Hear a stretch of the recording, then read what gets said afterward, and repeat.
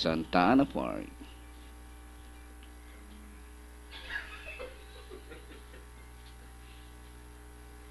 Anytime now, race number 1.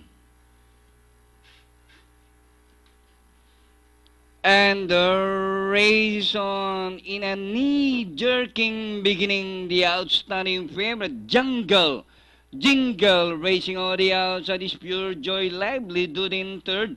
King Rick running in fourth, fifth, sir.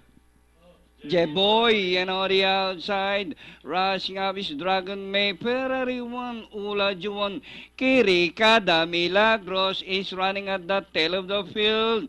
Back to the front runner, Jingle by about 2 lengths, and on the outside, Pure Joy Livelihood, on the inside, King Rick, moving up by the Ralser.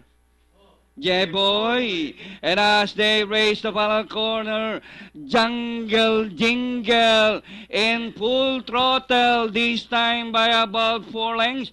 Pure Joy remains in second, King Rick Livelihood, sir. Boy, and nearing the last 100 meters in a scintillating run coming from the super mega outstanding favorite Jingle, trained by Atoy Sordan Jr., second King Rick, Pure Joy, sir. Boy, Ferrari 1.